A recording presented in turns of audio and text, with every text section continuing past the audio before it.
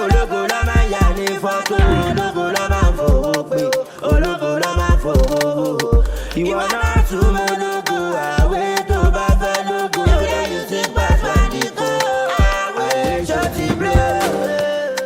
Ìrọ̀ òwúrọ̀ àwọn gbàdúrà o kọ́rí mi gbé mi lẹ́kẹ̀ ọ̀tá o àmọ́ níṣẹ́ ni abánidàrò o àwọn arókò síwájú ológo tí mo bá jí lówùúrọ̀ àwọn gbàdúrà o kí wí bá ti ṣe kí rárá gbégbá o ògo pọ̀ mọ́ yàtọ̀ sógo tí kò àmọ́ ìlà ògolúwa ni o adùn music.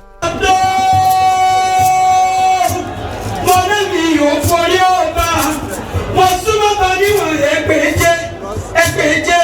ẹgbẹ̀jẹ́, mo jìnnà sọ́ba níwọ̀n ẹgbẹ̀fà, àrọ́bà fi lọ bá pa, ọba aládé ẹ̀dẹ́kun ẹ̀ mọ́pá mi ò bá kàbí láàánú.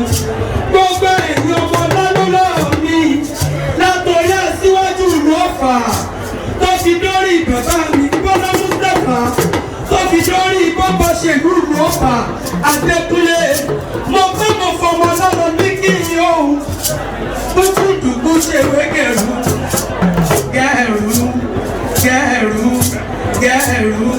ọlọ́lọ́mọ ò máa bí sùsọ́kọ ìjàkadì pátákìtì lóru Ọ̀fà ọmọ bíire láàárẹ̀ ìkan ò gbọ́dọ̀ jùmọ̀ ìyẹ̀rú bí kan jùmọ̀ ọba ní kọ́mọ́rọ́ ọba òkọ́wọ́rọ́ tọwájú ìran ní ọmọ lálọ́lọ́ mi láàdí òmìnir Ọ̀fà ọmọ mọ́ta ọmọ òṣọ́jà ọmọ ẹgbẹ́yẹ́rá ọmọ ọdẹ òjọba òpìtàn ráyè níyẹ̀rú òpìtàn tó lówó ráyè níyẹ̀rú kọ́ ọmọ onílé ní òpópó rẹ̀ ẹ̀yìn ní nílé bàbá rẹ̀ òòrì ọ̀làlọ́ bí morí mo kásà sọ̀gọ́ ìyẹ̀rú morí mo kásà sọ̀gọ́dọ̀ ọ̀làlọ́ bí morí mo kásà làlápá òsì rọ́lọ́dà mi àsùnwọ̀n kí má ṣe dábẹ́ òfin ilẹ̀ lápá mi èdè pẹ́ẹ́pẹ́ẹ́ mo kúnlẹ̀ mi ò rẹ́lẹ́jọ́ ọ̀sí ọlọ́pàá ló lọ fà ọ̀sí ọlọ́pàá ló lọ mọ̀ gbọ́ngbẹ́lẹ́kúlẹ̀ ọlọ́kù dá ọmọ tìmù ló lọ ná tìmù ló lọ kú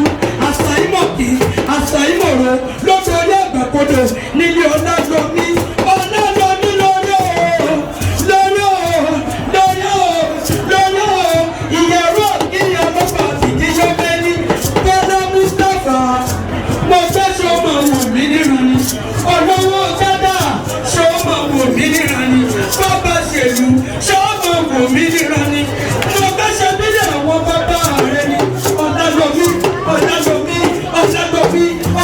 mi dára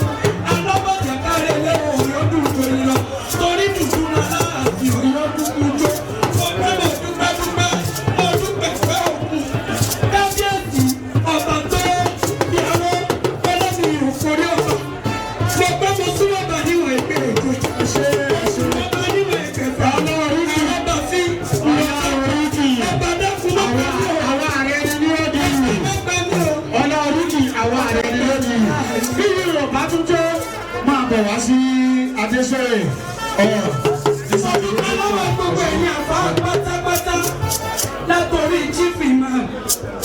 Ẹ fún mi lórí ọ̀fẹ́ tèmi torí iṣẹ́ yìí iṣẹ́ mọ̀mọ́ mi ni. Ṣèyíkì mo bá yín bá dé lónìí. Mo mọ̀ pé bí mo bá gbowó ọ̀fà ó di dandan àyè káyé lè sọ. Èmi làwọn ilé bàbá bàbá lọ́nà ọ̀jàre. Dáyìíró tó ṣe báyìí tó dolóhùn pé lọ́jọ́ sí. Mo pẹ́ mo dúpẹ́ pé òun kú. Wọ́n rà fáà náà mọ̀kánná àníyá. Ibi tọ́wọ́ mo bá ti sọ fẹ́ kéwúdé.